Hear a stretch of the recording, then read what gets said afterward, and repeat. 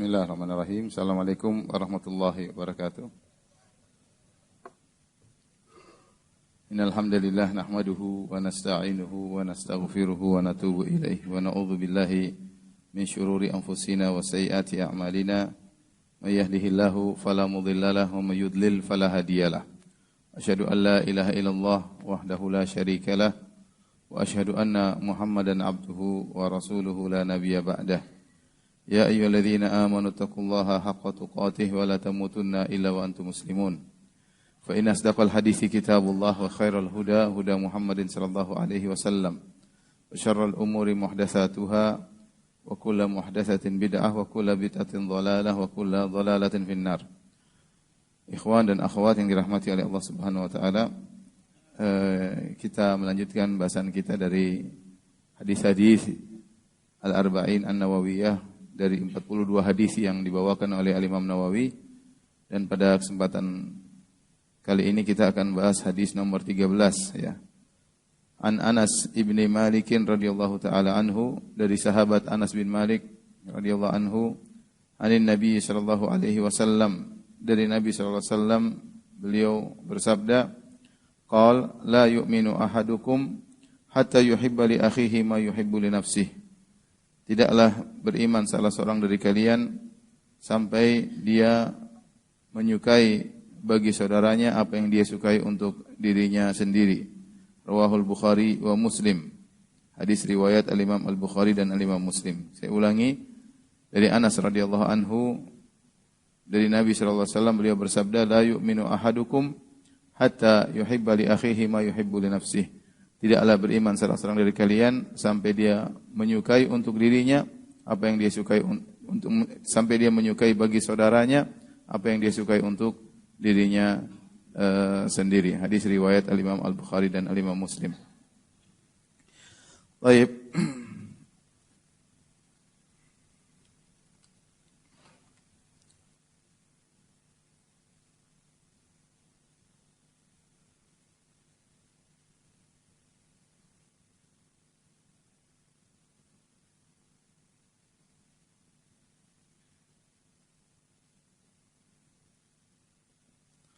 Kata Nabi SAW, tidaklah beriman.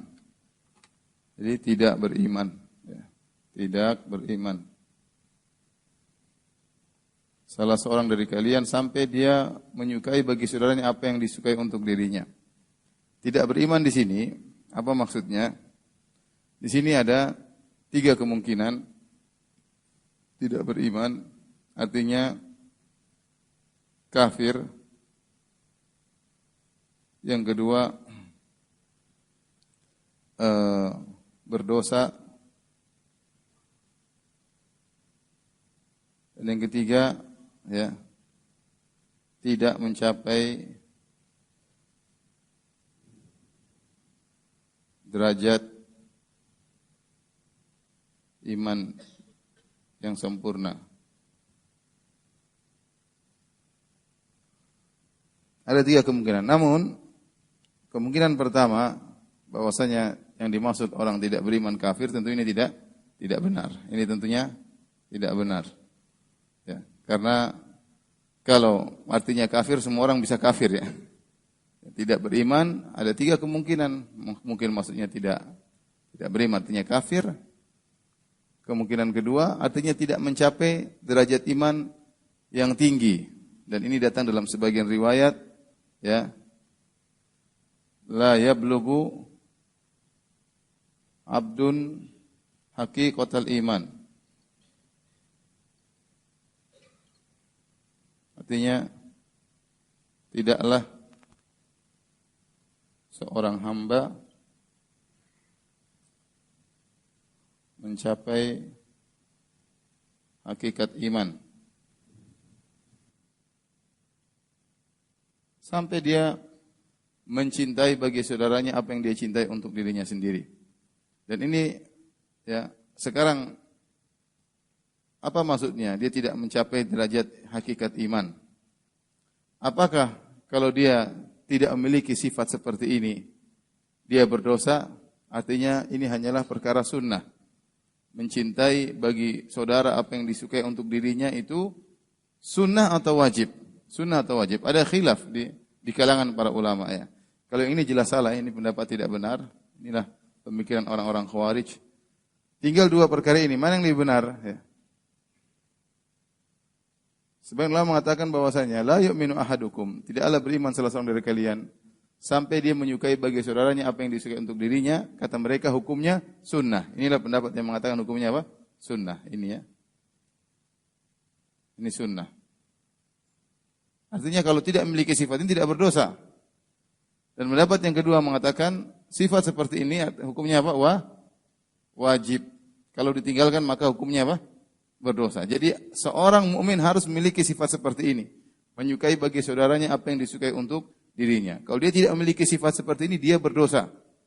Dia berdosa. Jadi hukumnya bukan hanya sekedar sunnah, tapi hukumnya wajib. Yang dikatakan seorang tidak mencapai derajat iman yang sempurna, bukan sempurna yang sunnah, tapi sempurna yang wajib. Kalau kita gambarkan pohon keimanan, jadi kalau kita bicarakan tentang pohon keimanan,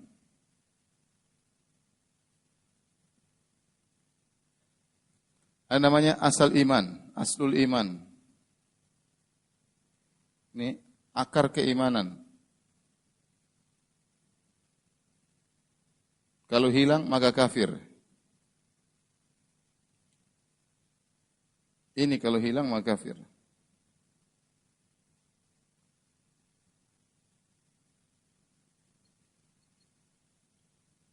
Ini maksudnya apa? Kalimat la ilaha illallah Muhammad Rasulullah. La ilaha illallah. Ini disebut dengan aslul iman. Seorang harus memiliki la ilaha illallah Muhammad Rasulullah. Kalau dia tidak punya ini maka dia keluar dari Islam. Setelah itu ada namanya cabang-cabang keimanan ke atasnya ya. Cabang-cabang keimanan.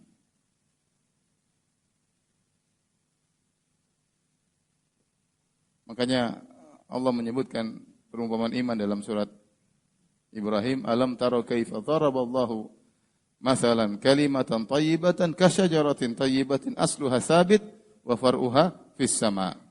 Tidakkah ya kau melihat bagaimana Allah berikan perumpamaan tentang kalimat yang baik ya, seperti pohon yang baik yang batangnya akarnya kokoh dan cabangnya menjulang ke atas. Nah, cabang-cabang keimanan ini ada dua ya. Ada yang namanya cabang-cabang yang wajib. Ada yang cabang-cabang yang sunnah.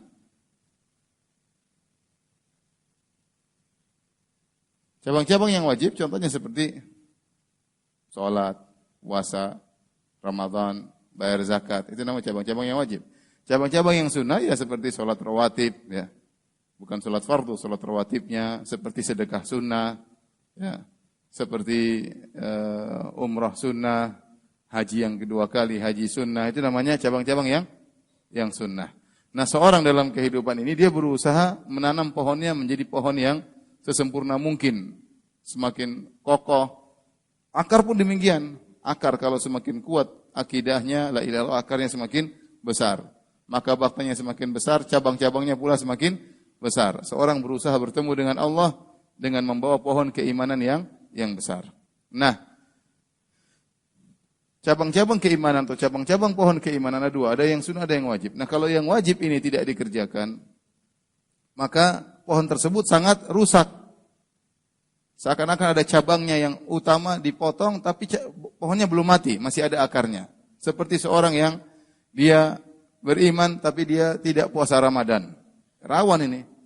Berarti cabang pohon keimanan yang wajib sudah dipotong. Pohonnya sangat cacat, tetapi masih ada pohonnya. Dia belum dikatakan tumbang pohonnya, kecuali kalau akarnya dicabut baru pohonnya apa? Tumbang. Paham? Tetapi dikatakan dia pohon yang cacat, sangat kurang. Seandainya yang dipotong hanyalah cabang-cabang kecil, cabang-cabang yang sunnah, salat rawatib misalnya, sedekah sunnah, pohonnya masih baguslah. Hanya kurang sempurna karena ada bagian-bagian dari cabang-cabang kecil yang terhilangkan. Paham? Paham tidak? Ya, saya ulangi, pohon keimanan ada akarnya yang disebut dengan yang disebut dengan aslul iman. Aslul iman, akarnya yaitu la ilaha illallah. Kalau akarnya dicabut maka pohon itu apa? Tumbang. Kalau orang tidak ada la ilaha illallah, Allahnya terbatalkan, melakukan kesyirikan yang membatalkan la ilaha illallahnya, maka hilang keimanannya. Contoh dia pergi ke dukun, percaya sama dukun, sudah, pohonnya tumbang. Ya. Contoh dia mengatakan semua agama sama, semua agama masuk surga, pohonnya tumbang, akarnya hilang. Karena la ilaha illallahnya enggak bernilai lagi. Itu namanya akar pohonnya tumbang. Kemudian ada pohon, ada batangnya yang kuat, ada cabang-cabangnya yang kuat, itulah yang merupakan amalan-amalan kewajiban. Kalau seandainya dipotong, pohonnya masih ada tetapi sudah tidak utuh lagi. Cacat, rawan akan tumbang, rawan akan gugur. Dan ada cabang-cabang kecil lah perkara-perkara sunnah. Seandainya cabang-cabang kecil tersebut dipotong, maka pohonnya tetap utuh, namun kurang indah. Kenapa? Karena banyak perkara-perkara yang sunnah yang dia tidak kerjakan. Dan jadi pertanyaan, sifat ini tidak beriman seorang dari kalian sampai dia menyukai bagi saudaranya apa yang dia sukai untuk dirinya, itu termasuk cabang keimanan yang wajib atau cabang keimanan yang sunnah. Paham?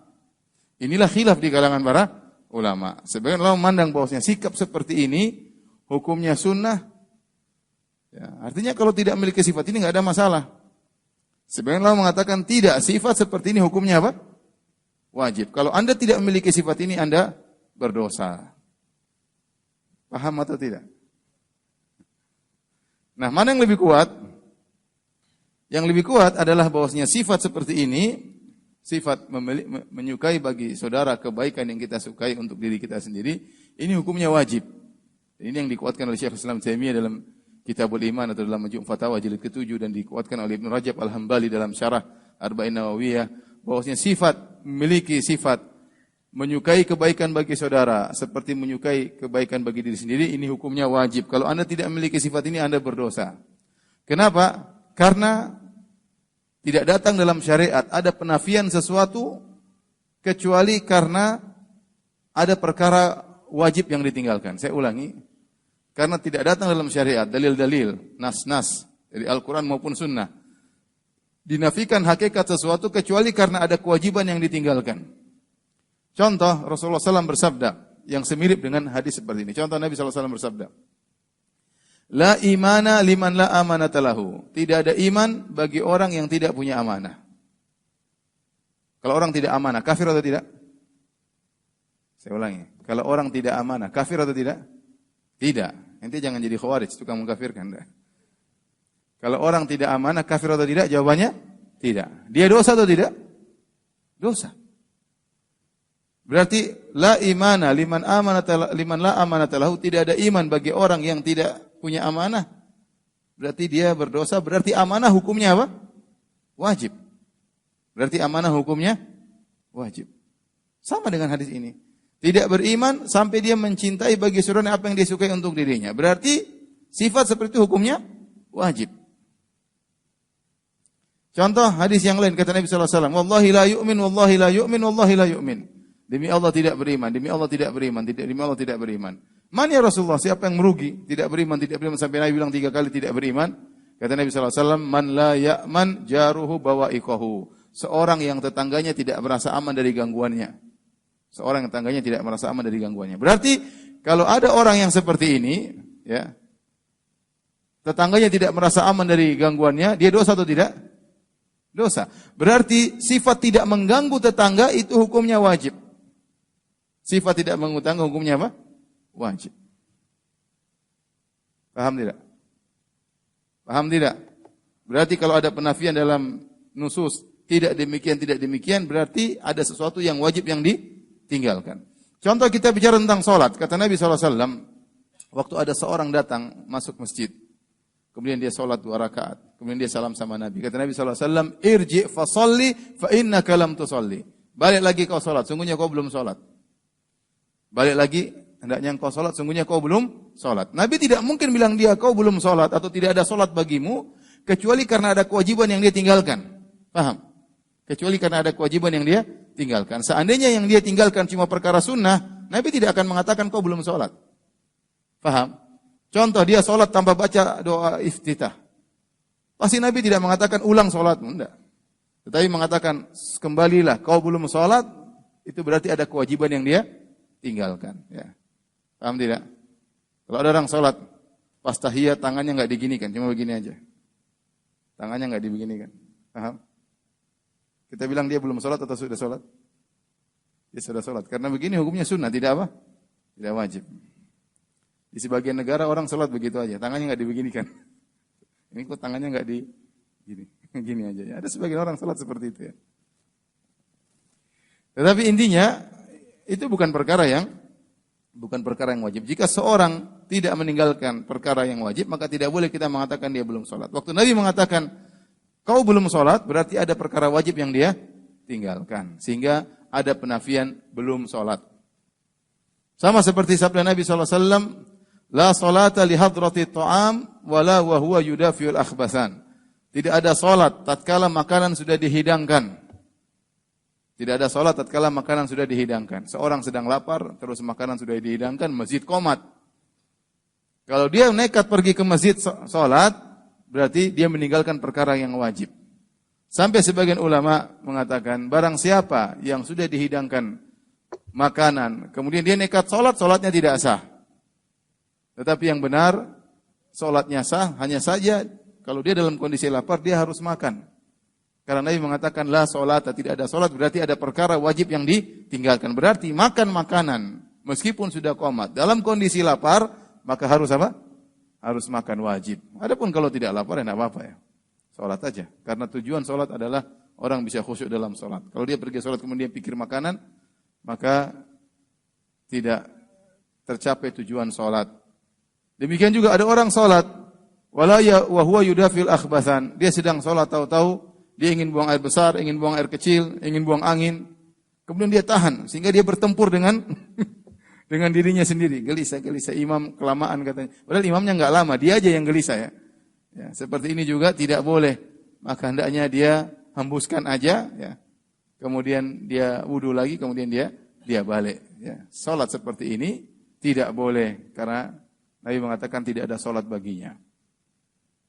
Jadi kita katakan yang rajih dari khilaf di kalangan para ulama tentang sifat ini, menyukai bagi saudara apa yang kita sukai untuk diri kita sendiri, yang benar hukumnya memiliki sifat seperti hukumnya wajib. Memiliki sifat ini hukumnya wajib.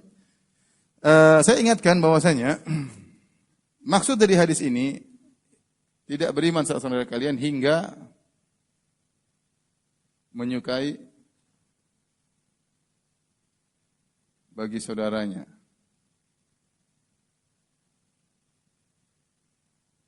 Apa yang dia sukai untuk dirinya.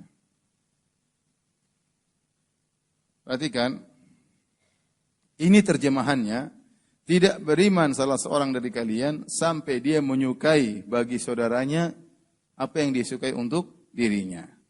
Itu terjemahan yang benar. Saya sudah sampaikan berulang kali, bukan diterjemahkan yang salah sebagaimana tersebar di kalangan masyarakat, tidak beriman salah seorang dari kalian sampai dia mencintai saudaranya seperti mencintai dirinya sendiri.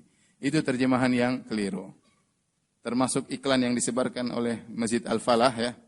Iklannya juga salah ya. Saya baru lihat ya. Ini karena memang tersebar di masyarakat seperti itu. Apa judulnya dalam kajian? Dari Google apa? Itu Google kadang benar, kadang sesat. Apa judulnya? Coba dilihat. Nah, mencintainya seperti mencintai diri sendiri. Bukan begitu terjemahan hadis. Kalau terjemahan hadis seperti itu, tidak beriman sampai mencintai saudara seperti mencintai diri sendiri, susah. Siapa yang mencintai orang seperti cinta diri sendiri? Enggak ada yang mampu, susah. Ya. Saya cinta sama ya Pak Haiban. Karena Allah. Tetapi mencintai Pak Haiban seperti diri saya sendiri, oh enggak lah. Saya lebih cinta diri saya daripada beliau. Paham? Jadi yang tersebar di masyarakat, tidak beriman salah seorang dari kalian sampai mencintai saudaranya seperti mencintai dirinya sendiri, itu salah terjemahannya.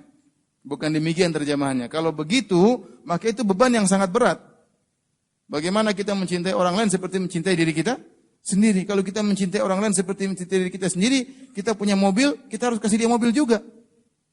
Ya tidak, saya punya mobil, dia juga harus kita belikan mobil. Seakan-akan saudara kita diri kita sendiri. Masa saya naik mobil, dia enggak naik mobil, kita belikan mobil buat dia.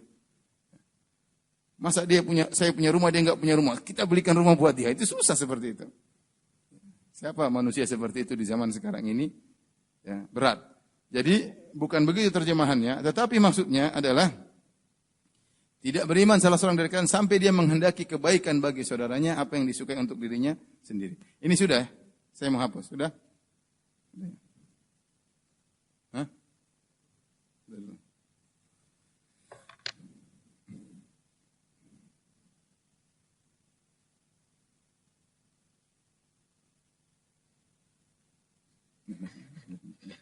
Jangan.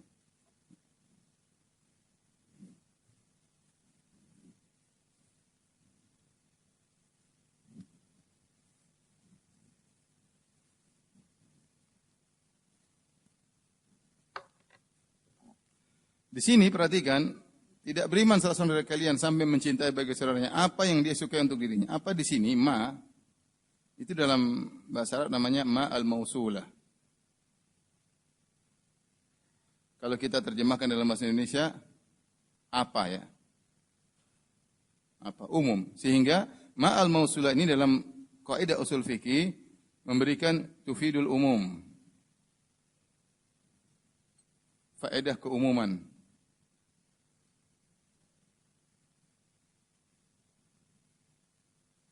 Dalam riwayat Imam Ahmad ada tambahan minal khair.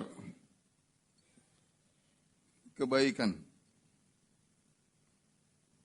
Jadi kalau kita terjemahkan la yu'minu ahadukum hatta yuhibba li akhihi ma yuhibbu li nafsihi. Sini ada minal khair, tidak beriman salah seorang dari kalian sampai dia menyukai kebaikan apapun ya bagi saudaranya, kebaikan apapun yang dia suka untuk dirinya. Di sini berarti kebaikan sini umum, sifatnya apa? Umum, kebaikan apapun.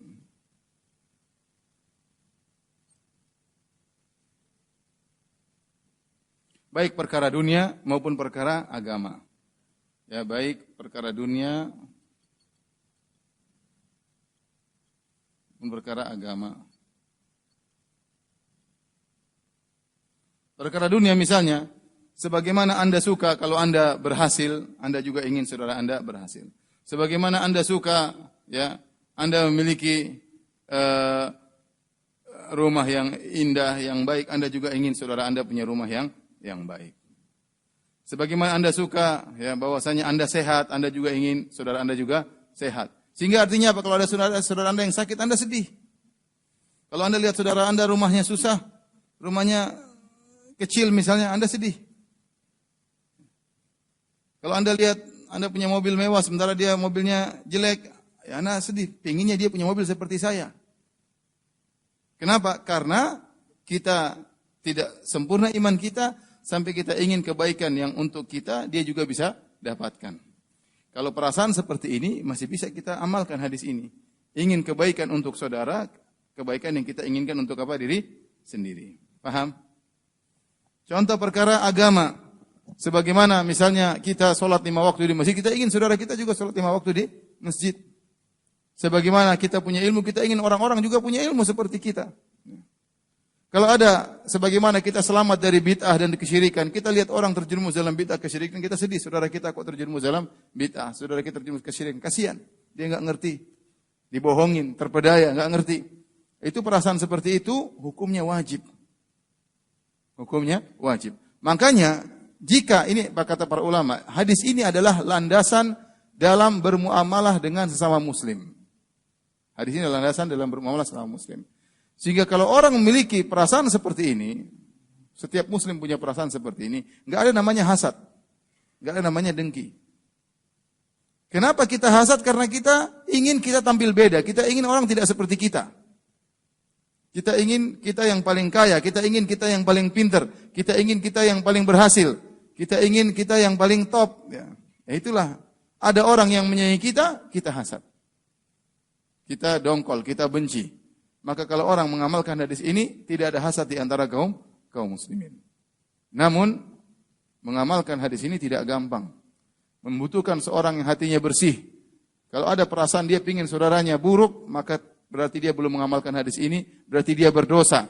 Maka dia harus bersihkan hatinya. Dia harus bersihkan hatinya.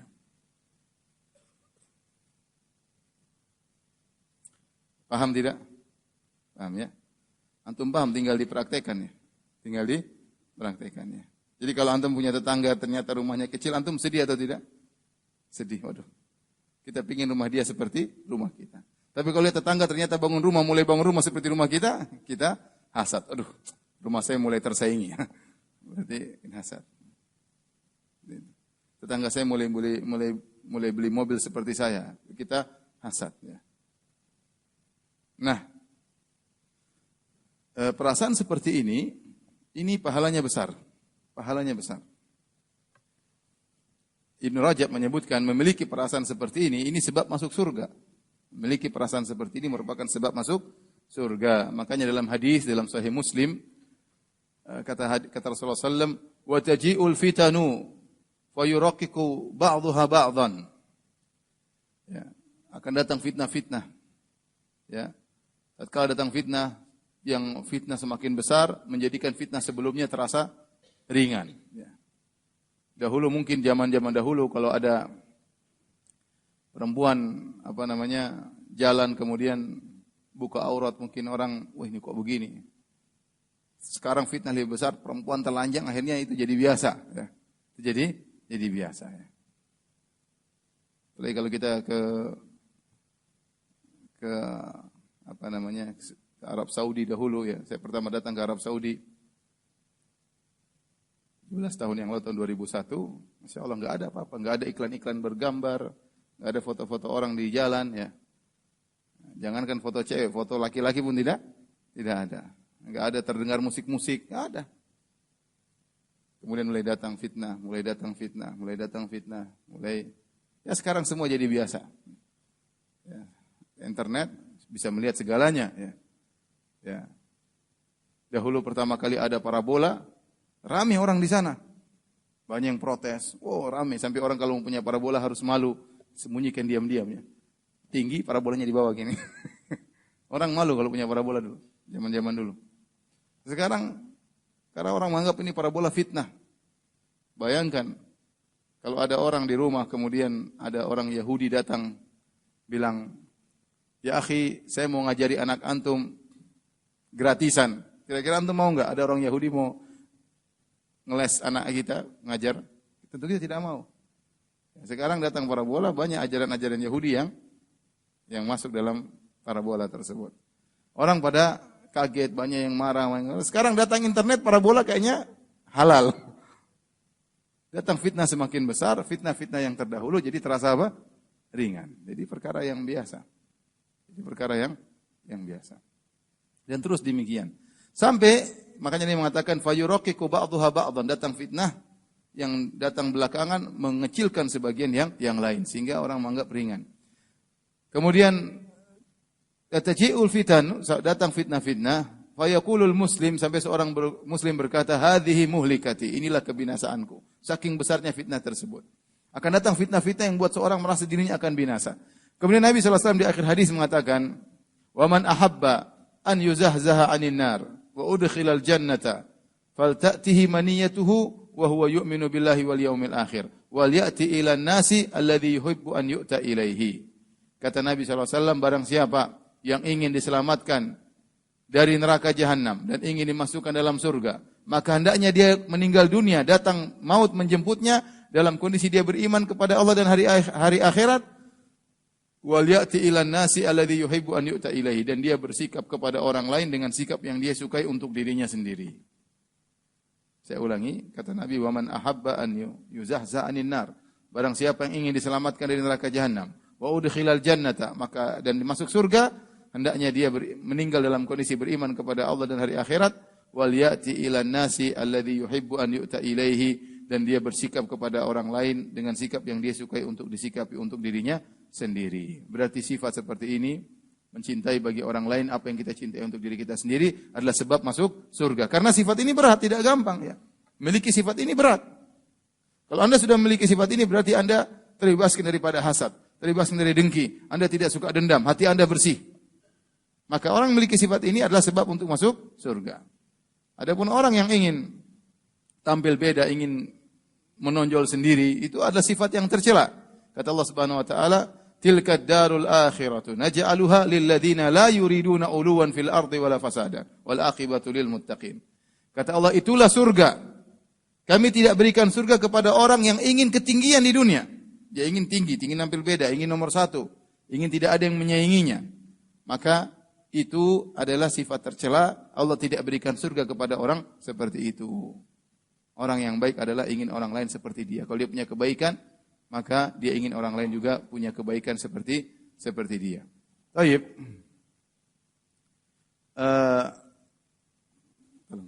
Sudah ya? Ini sudah ya? Mau dihapus ya? Bentar, ada yang foto. Antum situ aja.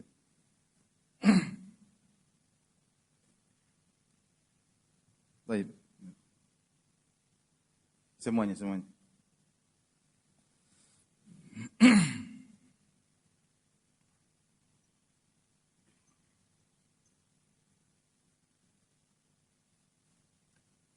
Ikhwan dan akhwat yang dirahmati oleh Allah Subhanahu wa taala. Kita sekarang berbicara bagaimana sikap kita terhadap saudara kita.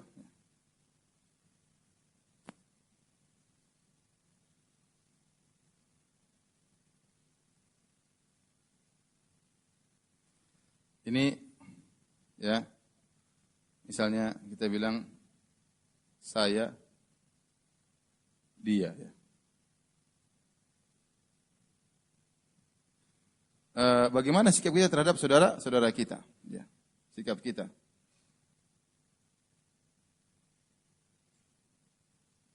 Ada dua kemungkinan, perkara dunia maupun perkara akhirat.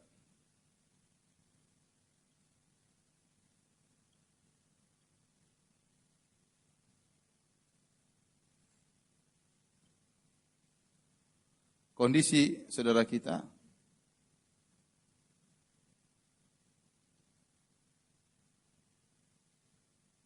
ya, ada tiga kemungkinan.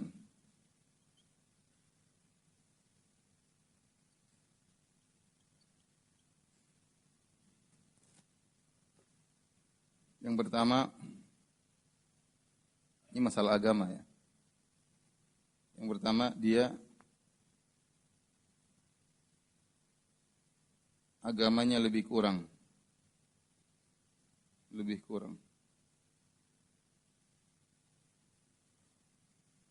Bukan lebih kurang, agamanya kurang.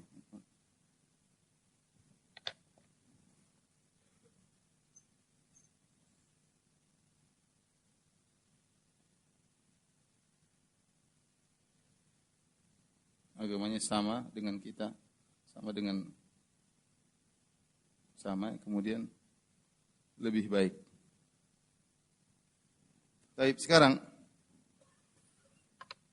sikap kita terhadap saudara kita. Saudara kita ada tiga kemungkinan dibandingkan dengan kita masalah agama. Kemungkinan pertama, agamanya lebih kurang. Mungkin dia enggak ngaji, mungkin dia jarang sholat. Ya. Secara zahir, ini secara zahir. Secara batin kita enggak tahu. Ya. Bisa jadi ada orang, mungkin dia kurang rajin sholat 5 waktu, tapi batinnya luar biasa. Lebih ikhlas, tidak riya, tidak ujub. Kemudian lebih berbakti kepada orang tuanya, kita enggak lihat. Tapi kita lihat yang bisa kita tanya secara zahir. Ya. Hakikatnya kita enggak tahu. Tapi secara zahir, dia kurang agamanya dibandingkan kita. Kenapa? Dia kurang rajin sholat, dia kurang bersedekah, tidak seperti kita misalnya ya. Misalnya kita ini orang baik misalnya. Yang kondisi kedua sama, kita sama dia sama ya. Sama-sama pengajian, sama berinfak, sama-sama sering ke masjid ya. Sama-sama umroh misalnya. Yang ketiga, dia lebih baik daripada kita. Dia ternyata kita sedekah 100 ribu, dia sedekah 100 juta ya, jauh berbeda ya. Kemudian dia misalnya kita sholat di masjid, dia sholat di masjid, tapi dia ternyata sholat rawatib. Ya. Kita sholat malam cuma 3 rakaat, dia ternyata 11 rakaat. Ya. Dia lebih baik. Kita punya istri 1, ternyata dia istrinya berapa? 4. Misalnya ya. Ada orang punya istri 4 tapi sombong, pamer sana sini ya enggak. Ini maksudnya ikhlas. Intinya saudara kita dalam bidang agama dibanding kita bisa ada 3 kemungkinan. Bagaimana sikap kita menerapkan hadis yang sedang kita bahas? Kalau kita dapati agamanya kurang daripada kita, apa yang kita inginkan? Kita inginkan dia seperti apa? Seperti kita. Ya tidak? Kita ingin dia juga rajin sholat seperti kita. Kita inginkan juga dia bisa umrah seperti kita. Kita inginkan dia juga bersedekah sebagaimana kita bersedekah. Harusnya kita punya sifat seperti itu. Kalau kita tidak punya sifat seperti itu sama saudara kita, berarti kita berdosa. Paham? Ini kalau kita ingin terapkan hadis ini. Hadis tadi hadis agung. Sebab masuk surga. Tadi saya sudah sebutkan. Hadis tersebut sebab masuk surga. Memiliki sifat seperti itu sebab masuk surga. Kalau kita ingin terapkan dalam kehidupan kita sehari-hari, kalau kita lihat saudara kita agamanya kurang, atau dia terjerumus dalam bid'ah, atau dia terjerumus dalam maksiat, kita kasihan sama dia. Kita ingin dia bisa seperti kita. Kita benci dengan kemaksiatannya, kita benci dengan bid'ahnya, kita benci dengan kekurangan yang dia lakukan. Tapi orangnya kita sayang, kita ingin dia melakukan kebaikan seperti kita. Itulah kita telah menerapkan hadis ini. Paham?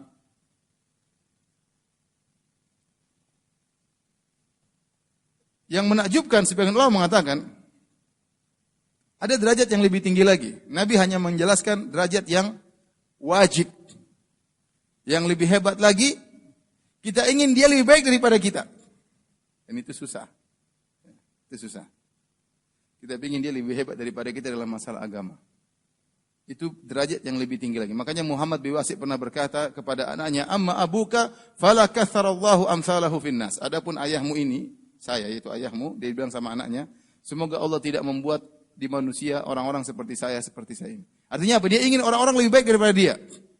Dia ingin lebih baik daripada dia. Itu derajat yang lebih hebat lagi, seorang hatinya lebih bersih lagi. Dia ingin saudaranya lebih baik daripada dia. Kalau dia punya hafalan Quran 10 juz, dia ingin saudaranya 30 juz kalau bisa. Tapi sekarang kita bicara derajat yang wajib. Yang wajib, kalau kita punya hafalan 10 juz, kita ingin teman kita satu pondok, ingin juga dia punya hafalan berapa juz? 10 juz seperti kita. Ternyata karena kita tahu dia kurang dalam hal ini. Kalau sama, ya sudah, berarti sudah. Yang penting dia sama dengan kita, alhamdulillah. Ya. Nah, kalau kita lihat saudara kita lebih baik daripada kita hasad atau tidak? Jangan hasad. Ternyata hafalan kita baru juz amma, dia sudah 30 juz. Kita sudah juz 30, alhamdulillah. Dia sudah 30 juz. Cuma beda aja. Juz 30 sama 30 juz. Kita hasad, ya. Hasad dalam artian bisa ingin seperti dia, itu hasad yang dianjurkan, namanya ghibthah. Kalau hasad dalam artian dia jadi goblok seperti kita, 30 juz jadi juz 30, itu hasad yang haram. Paham? Saya ulangi. Saya misalnya punya hafalan juz 30. Teman saya punya hafalan 30 juz. Padahal kita sama-sama seleting satu kelas, tapi dia hafalan cepat, atau juz 30 juz. Berarti dia lebih daripada saya. Nah, saya hasad sama dia. 2 model hasad. Hasad yang pertama, saya ingin seperti dia. Itulah dianjurkan, namanya ghibthah. Kata Nabi SAW, la hasada illa fitnatain. Tidak ada hasad kecuali dalam 2 perkara. Rajulun atahullahu malan, fahuwa yunfiku ana al-lail wa ana an-nahar. Seorang yang Allah berikan kepada dia harta, dan dia infakkan siang dan malam. Kita ingin seperti dia. Bagus. Hasad artinya ingin seperti dia. Sebagaimana dalam hadis kata Rasulullah SAW, innama dunya li arba'ati anfar. Sungguhnya dunia itu dimiliki oleh 4 orang. Yang pertama, seorang yang Allah berikan dia ilmu dan harta. Maka dia infakkan hartanya jalan Allah Subhanahu wa taala. Ini afdalu al-manazil. Ini yang paling tinggi derajatnya. Yang kedua, rajulun atahullahu ilman. Orang diberikan ilmu, tidak diberikan harta. Dia punya ilmu, dia tidak punya harta. Maka dia mengatakan, "Lau kana li mithla ma li fulan, la fa'altu mithla ma fa'ala fulan." Kata dia, kalau saya punya harta seperti si fulan, saya akan berinfak sebagaimana si fulan. Kata Nabi SAW, huwa biniyatihi fa ajruhu masawa. Kata Nabi, orang ini karena niatnya, pahalanya sama dengan orang yang pertama. Ini namanya hasad, tapi namanya ghibthah, yaitu dianjurkan. Kita lihat orang punya uang, dia berinfak. Oh, kalau saya punya uang, saya juga ingin seperti dia. Ya. Kalau saya punya rezeki, saya ingin umrah seperti dia. Kalau saya punya duit, saya ingin bangun masjid seperti si fulan. Ini namanya ghibtah, ini hasad yang dianjurkan. Tapi kalau yang tidak dianjurkan, kita juz 30, dia 30 juz. Kita bilang kapan dia kejedut kepalanya sehingga dia lupa 29 juz. Tinggal juz 30 sama seperti kita. Itu hasad yang haram namanya. Hasad yang haram. Silakan. Mohon bantuannya, kendaraan B1384 TJM, B1431 TID, F1552 VA untuk memindahkan kendaraannya. Ulangi aja. Sekali lagi, B1384 TJM, B1431 TID, F1552 VA. Yang masalahnya sebagian orang tidak hafal nomor mobilnya. Ya. Lain kali disebutin mobil apa gitu. Mobilnya kalau nggak salah Pajero deh. Di depan pintu masuk sebelah utara. Ya. Mungkin karena hujan tadi langsung masuk. Baik, kita lanjutkan. Jadi kalau sikap kita terhadap saudara kita ada 3 kemungkinan. Ya. Saya katakan dia lebih kurang daripada kita, maka kita ingin dia seperti kita. Kalau sama, alhamdulillah. Kalau dia lebih baik, kita ingin seperti apa? Seperti dia, dalam artian kita ingin meniru dia dalam kebaikan. Ya, tadi kata Nabi, tidak ada hasad kecuali kepada 2 orang. Seorang yang diberikan harta dan dia berinfak siang dan malam. Kita ingin seperti dia. Wa rajulun atahu Allahul Qur'an, fahuwa yaqra'uhu ana al-lail wa ana an-nahar. Seorang yang Allah berikan dia Quran, dia baca siang dan malam. Kita ingin seperti itu. Lihat, ada orang baca Quran. Di bandara baca Quran, di pesawat baca Quran. Masya Allah, jalan mobil, perjalanan baca Quran. Ya. Makanya saya kagum, saya lihat Syekh Abdul Razak hafizahullah ta'ala, sudah masalah Quran, luar biasa dia begitu perhatian sama Al-Quran. Dan dia bukan santri tahfidz ya. Kalau santri tahfidz baca Quran tiap hari ya wajar, karena memang dia apa? Santri tahfidz. Ya. Tapi dia seorang ustadz, seorang da'i, mana-mana baca Quran. Ya. Ada waktu senggang baca Quran. Kita perjalanan safar, sudah. Dia baca Quran, nyimak. Ya. Pesawat, baca Quran. Lagi ngobrol sebentar, kata dia, Firanda, ente ngobrol aja, saya mau baca Quran. Syukran, Syekh. Saya ngobrol sama kawan saya, dia baca Quran. Sampai saya menakjubkan dia safar bersama saudara dengan apa namanya, sepupunya. Sepupunya itu bekas wakil gubernur Mekah 10 tahun, bekas wakil gubernur Madinah 10 tahun. Itu pun sepupunya di pesawat baca Quran. Jadi Syekh duduk berdua, dia baca Quran, sepupunya baca Quran. Bedanya sepupunya pegang Quran, Syekh tidak pakai Quran karena hafal. Tapi baca Quran. Ini bukan orang miskin kita bicara. Saya pernah ke rumahnya di Mekah, rumah besar sekali. Ternyata kalau safar sama dia baca Quran terus, Masya Allah. Kalau santri tahfidz, ya kita nggak heran. Ini orang kaya, rumahnya luas ya. Pernah juga kawan naik helikopter sama Syekh, begitu berangkat, Syekh murojaah, sudah baca Quran. Selama di helikopter, turun baru selesai. Bahkan waktu kita lagi ngecek kesehatan, ya Syekh lagi diperiksa sekitar 20 menit, sudah sambil diperiksa, dia baca Quran, saya dengerin. Sambil diperiksa itu dia baca Quran. Jadi, subhanallah, ada orang, kita lihat orang seperti itu, Masya Allah. Bagaimana cintanya terhadap Al-Quran. Nah, kita ingin seperti dia, namanya ghibtah atau hasad yang baik. Namanya ghibtah, ingin seperti dia ya. Dan kita ketemu orang ya, punya uang banyak, Masya Allah, infak sana, infak sini ya. Kita mau infak masih pelit. Dia infak, Masya Allah, uang keluar uang begitu mudah. Kita heran, ini orang seperti ini luar biasa ya. Kita ingin bisa seperti dia. Kenapa saya masih pelit, dia tidak pelit? Padahal kita mirip-mirip kekayaannya. Kenapa dia tidak pelit? Kenapa saya pelit? Ya, kita ingin seperti dia. Itu namanya ghibtah. Nah, harusnya kita demikian, kita bersikap sama saudara kita. Dan yang terbaik lagi derajatnya, kita ingin dia lebih baik daripada kita. Ya, lebih baik daripada kita. Namun itu derajat yang susah. Ini aja sudah susah. Pingin dia sama seperti kita sudah susah. Betapa banyak orang bersaing, bahkan dalam masalah agama, betapa banyak hasad yang timbul dalam masalah agama. Ada orang berinfak, dia ingin infaknya lebih banyak, tapi hasad. Bukan ikhlas kepada Allah Subhanahu Wa Taala. Ada orang yang berdakwah, dakwanya bagus, ada yang lain hasad sama dia, ya misalnya. Ya. Taib. Adapun kalau perkara dunia, sekarang perkara dunia juga sama. Ada 3 kemungkinan. Ya. Ada 3 kemungkinan.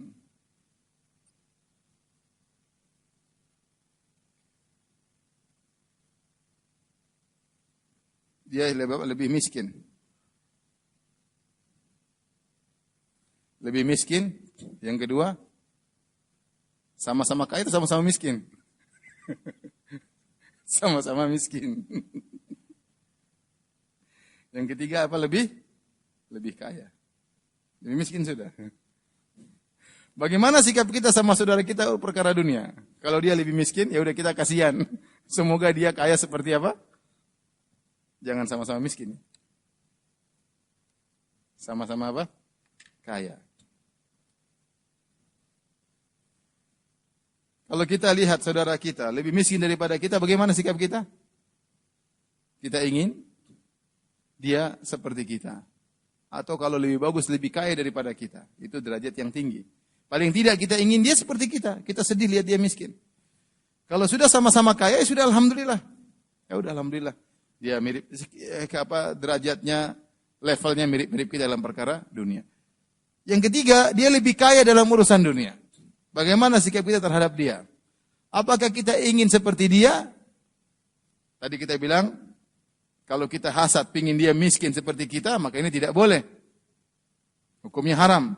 Tapi kalau kita seperti dia, apakah dianjurkan? Dicela kata para ulama. Kalau kita lihat orang kaya dan kita ingin seperti dia, hanya perkara dunianya saja, maka ini tercela. Karena syariat tidak menganjurkan kita mengumpulkan dunia kaya seperti orang lain. Kecuali kalau ada sisi akhiratnya. Saya ingin kaya seperti dia, tapi bedanya saya ingin sedekah, saya ingin umroh, saya ingin haji, saya ingin mengumrohkan keluarga saya. Kalau gitu nggak apa-apa. Tapi kalau sekedar saya ingin punya mobil seperti dia, mobil dia, saya juga ingin mobil seperti dia, itu nggak boleh. Nggak boleh, karena tidak perlu kita berlomba dalam urusan dunia. Yang disuruh berlomba adalah masalah apa? Akhirat. Kata Allah Subhanahu Wa Taala, fastabiqul khairat, berlomba-lomba dalam masalah akhirat. Kata Allah Subhanahu Wa Taala, wa fi dzalika falyatanafasil mutanafisun, untuk urusan surga maka berlombalah, bersainglah. Adapun masalah dunia maka dicela. Makanya Allah sebutkan tentang kisah Qarun. Ya, kata Allah Subhanahu wa taala, fa kharaja ala qaumihi fi zinatihi. Suatu hari Qarun keluar di hadapan kaumnya dengan kekayaannya, dengan kemegahannya, ya, dengan hartanya dia keluarkan, dengan bajunya yang indah, keluar dengan begitu sombong. Qala alladziina yuriduna al-hayata ad-dunya ya laita lana mithla ma utiya Qarun innahu ladzu hazzin 'azim. Maka orang-orang senang dengan dunia berkata, coba kita punya kekayaan seperti Qarun. Sungguhnya dia telah mendapatkan bagian yang besar. Ya. Wa qala alladziina utul ilma wailakum thawabullahi khairun. Ya. Dan orang-orang yang diberi ilmu mengatakan, celaka kalian, pahala Allah lebih baik. Enggak usah berharap masalah dunia.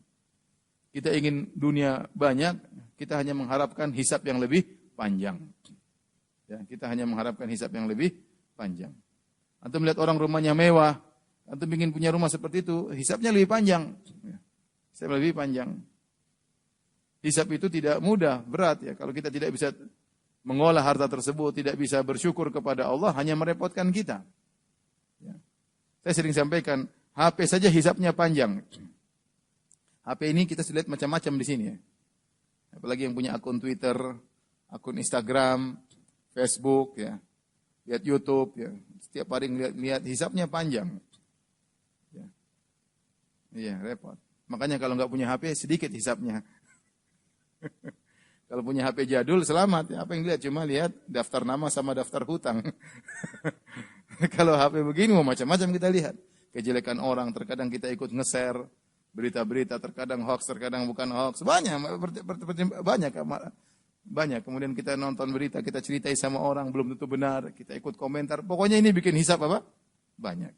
Bikin hisap banyak. Jadi kalau urusan dunia enggak boleh kita ingin seperti dia, hanya sekedar itu. Tapi beda kalau kita lihat orang rumah besar, oh saya ingin rumah besar seperti dia. Kalau saya punya rumah besar, maka saya akan jadikan tempat saya tempat silaturahmi, keluarga saya akan datang. Kalau begitu enggak apa-apa. Berarti ada nilai akhiratnya. Tapi kalau sekedar dunia, oh dia punya mobil bagus, saya juga ingin mobil bagus. Ini kita tidak hasad, tidak ingin dia mobilnya rusak, tidak. Kita ingin seperti dia, itu tercela menurut sebagian ulama. Wala tatamannaw ma faddalallahu bihi ba'dakum 'ala ba'd. Ya, di antaranya apalagi kalau sampai kita hasad, kata Allah, maka janganlah kalian berangan-angan apa yang Allah berikan kepada sebagian yang lainnya. Ya, tidak hasad saja tercela, apalagi kalau karena apa? Hasad. Karena kita tidak dianjurkan untuk memiliki dunia yang banyak, kecuali kalau disalurkan kepada akhirat. Hadirin hadirat yang Allah Subhanahu wa taala, ini kira-kira makna dari hadis yang sedang kita bahas, ya. Sifat yang sangat mulia. Kalau orang memiliki sifat ini, hatinya akan bersih. Dia tidak akan hasad, tidak akan dengki. Lihat orang berhasil, dia senang. Lihat orang susah, dia sedih. Lihat orang tersesat, dia sedih. Hatinya benar-benar apa? Bersih. Hatinya benar-benar bersih, ya. Kalau antum bisa memiliki hati seperti ini, maka luar biasa. Antum memiliki sifat yang mudah memasukkan antum dalam surga. Tapi kalau kita bicara, ya, tentang para sahabat, maka tentu mereka adalah contoh yang sangat luar biasa sebagaimana Allah abadikan dalam Al-Qur'an tentang kaum Muhajirin, kaum Ansar, ya. Luar biasa. Mereka bahkan wa yu'thiruna ala anfusihim walau kana bihim khasasah. Mereka mendahulukan kaum Muhajirin daripada diri mereka sendiri dalam perkara dunia, padahal mereka juga dalam kondisi membutuhkan. Kisah yang masyhur antara Abdurrahman bin Auf dengan Sa'ad bin Rabi' radhiyallahu taala anhu. Tatkala Abdurrahman bin Auf berhijrah dari Mekah Madinah, yang tadinya kaya raya, pedagang besar, tiba-tiba miskin mendadak, tidak ada harta yang dia bawa sama sekali. Ini ujian yang berat. Ya, kayanya miskinnya bukan miskin bertahap, miskin mendadak, tiba-tiba miskin. Sampai di Madinah maka Nabi persaudarakan. Nabi lihat Sa'ad bin Rabi' kaya, cocok dipersaudarakan dengan Abdurrahman bin Auf agar dibantu. Waktu dipersaudarakan dengan Sa'ad bin Rabi' berkata, "Ya Abdurrahman, engkau tahu aku termasuk orang paling kaya di kota Madinah. Saya akan bagi harta saya menjadi dua. Jadi setengah buat kamu, setengah buat saya." Subhanallah, ya, luar biasa. Bukan cuma bagi harta, bagi istri. Saya punya istri lebih dari satu. Silakan kau lihat mana yang kau sukai, kasih tahu saya. Saya akan ceraikan, kalau sudah habis masa iddahnya kau ambil. Luar biasa. Ini iman luar biasa, bukan hanya sekedar ingin sama dengan dia, bahkan lebih baik daripada dirinya, dia mendahulukan orang lain daripada dirinya sendiri, ya. Ya. Apa ada orang seperti zaman sekarang ini?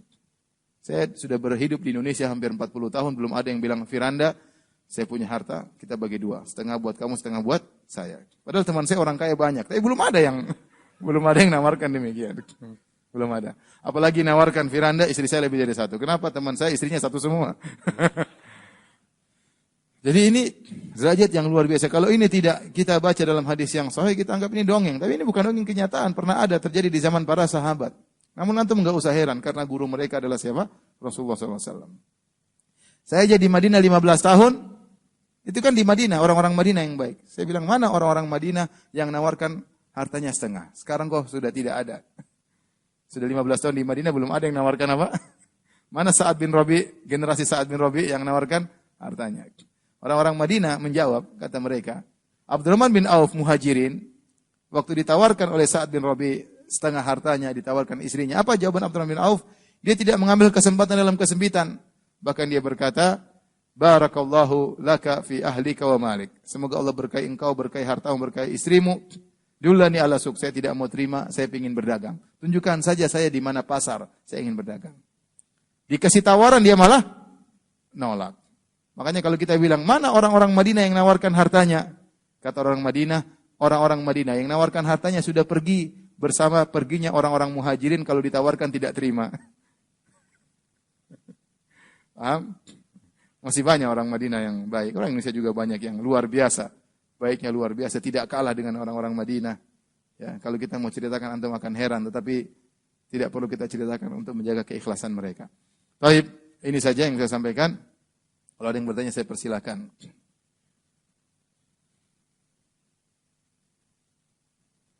Ustadz, saya punya teman yang selalu main game. Ketika saya ajak sholat dan kajian, ia selalu menolak.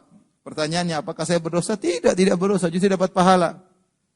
Ta'muruna bil ma'ruf, kita menyuruh kepada kebaikan. Kuntum khaira ummatin ukhrijat linnas. Ya. Ta'muruna bil ma'ruf wa tanhauna 'anil munkar wa tu'minuna billah. Kalianlah umat yang terbaik yang Allah keluarkan bagi manusia. Di antara sifat umat terbaik, ta'muruna bil ma'ruf, kalian menyuruh kepada kebaikan. Ada kawan kita ajak salat. dia masih asik main game. Nah, apa kita bilang, nah sebentarlah berhenti, gamenya di-off-kan dulu ya. Nanti habis sholat main game lagi kalau mau main. Kalau dia nggak mau ya kita nggak berdosa. Ya. Kita ingin dia sholat seperti kita, justru kita telah mengamalkan hadis ini. Kita ingin dia melakukan kebajikan seperti kita. Maka di antara bukti kita ingin dia kebaikan seperti kita ngajak dia untuk apa? Sholat. Berarti kita sayang sama dia. Kita ingin dia sholat seperti kita. Justru ini bukan dosa, justru ini pahala.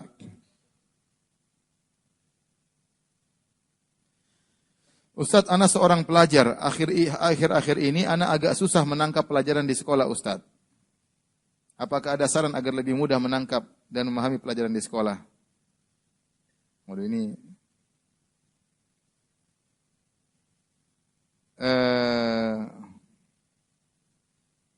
ini masalah sekolah ya. Ini tanya trik-trik belajar ya. Belajar ya harus serius ya. Berdoa sama Allah agar dimudahkan, agar mudah memahami. Pikiran jangan macam-macam, jangan terlalu banyak main WhatsApp. Jangan terlalu banyak. Mungkin akhirnya terlalu banyak baca politik, makanya pusing ya. Enggak, jangan udah. Mau belajar yang baik. Nanti aja kalau ada waktunya baru. Ya. Sekarang ini banyak fitnah ya, banyak fitnah. Anak SMA, anak SMP, fitnah wanita, fitnah macam-macam ya. Saya ditelepon beberapa kali dari anak-anak SMA. Ustadz, saya boleh enggak berpuasa setiap hari? Saya bilang puasa yang terbaik puasa Daud. Karena yasumu sauman yauman wa yuftiru yauman. Puasa sehari buka sehari. Kenapa? Ustaz, saya susah menahan syahwat. Kamu puasalah. Saya sudah puasa Daud, Ustaz. Tapi syahwat tetap tidak bisa saya tahan. Ya udah kamu kawin aja. Ustaz, saya masih 3 SMA. Saya suruh kawin enggak mau dia. Apakah boleh saya puasa setiap hari? Subhanallah. Berjuang dia melawan apa? Syahwatnya. Sebenarnya kalau dia puasa, enggak usah puasa tiap hari. Puasa Daud, puasa Senin Kemis, dia sudah bisa tahan syahwatnya. Yang jadi masalah tidak bisa tahan, kenapa? Karena pandangan, enggak bisa. Orang mau puasa tapi kalau ngelihat yang enggak benar, masuk ke kelas lihat perempuan kayak begitu, ya susah. Mau puasa bujungkir balik, tetap aja apa? Tetap aja susah menahan syahwat. Karena syahwat bisa dari internal dengan makanan mungkin yang mengandung unsur-unsur yang baik sehingga menimbulkan libido, dan bisa dari sebab eksternal, sebab luar. Ya. Orang sakit aja lagi lemas kalau melihat macam-macam bisa tergerak apa? Syahwatnya. Yang jadi masalah sekarang anak muda, mungkin mereka puasa tapi mereka tidak bisa jaga pandangan, dan itu susah. Ini anak 3 SMA kasihan. Sampai akhirnya dia puasa tiap hari. Yang satu lagi tanya, dua kali saya ditanya seorang perempuan. Tanya, 2 perempuan. Yang satu bilang, Ustaz, saya ada lelaki lewat depan saya, Ustaz. Kemudian saya sekarang suka sekali sama dia, Ustaz. Ada yang curhat dia, halo Ustaz. Saya suka sekali sama dia. Ya udah, anti kalau suka, anti jangan sudah. Anti bilang sama keluarga anti, agar lelaki itu melamar anti. Ustaz, saya masih SMA, Ustaz. Kasihan ya. Mana lagi ada yang tanya, Ustaz, dari Jawa Timur di ujung sana, di suatu kota di ujung Jawa Timur. Ustaz, ada ikhwan, saya dengar tentang dia hafal Quran, Ustaz. Saya suka sama dia. Sekarang saya juga mau hafal Quran, bisa seperti dia. Saya takut, Ustaz, saya hafal Quran tidak ikhlas. Tapi hanya ingin bisa seperti ikhwan tersebut. Gimana, Ustaz ya? Dia bilang, anti sudah nikah aja sama dia. Bilang sama bapak anti, agar lelaki tersebut melamar anti. Susah, Ustaz, saya masih SMA. Terus ikhwannya masih kelas 1 SMA. Allah kasihan gitu. Jadi kaliku anak muda zaman sekarang. Nah ini saya tidak bisa memahami pelajaran sekolah. Ente kenapa tidak bisa memahami? Jangan-jangan ente main WhatsApp, nonton berita-berita ya. Kurangi yang hal-hal tidak bermanfaat agar konsen bisa belajar di sekolah.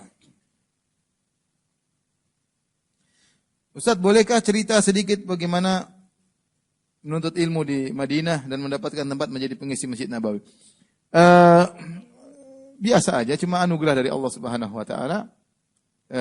Saya bisa ngajar di sini. Banyak orang yang lebih baik daripada saya, lebih hebat daripada saya. Cuma hanya kebetulan saja kakak-kakak kelas saya yang hebat-hebat mereka sudah lulus. Pas zaman itu kebetulan yang ada saya. Makanya kemudian saya dan beberapa teman diminta untuk mengajar Masjid Nabawi. Sekarang insya Allah ada adik-adik kelas yang akan menggantikan posisi kita. Terakhir saya ketemu, sudah ada beberapa nama diajukan. Karena sekarang Masjid Nabawi kosong, tidak ada yang ngajar untuk bahasa Indonesia. diharapkan ada regenerasi. Mudah-mudahan dimudahkan oleh Allah Subhanahu wa taala.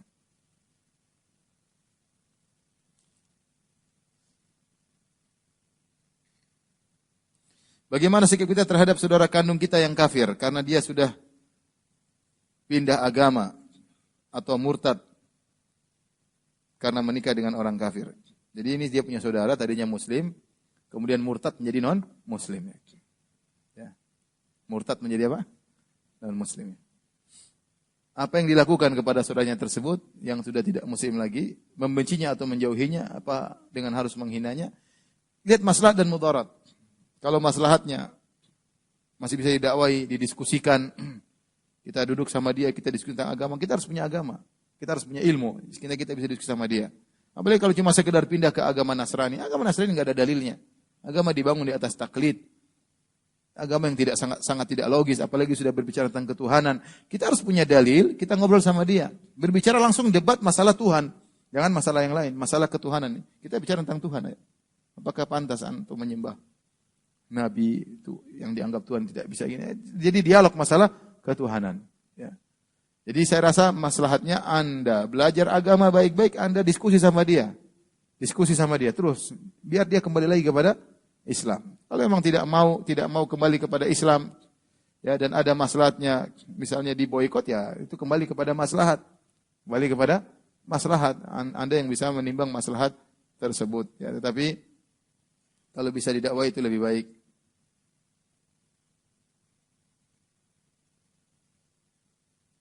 Ustaz, saya punya tetangga, sudah saya ajak ikut kajian sunnah, tapi saya malah dibenci. Bagaimana saya bersikap? Ya sabar ya. Sabar ya. Kita yang penting inginkan dia kebaikan. Dia tidak mengerti tentang indahnya kajian sunnah, indahnya kebaikan, belajar ilmu agama. Dia tidak suka, ya sudah, kita tetap baik dengan dia, tetap bertetangga dengan dia, tetap ramah sama dia. Ada kesempatan lain kita ajak lagi, dan yang lain.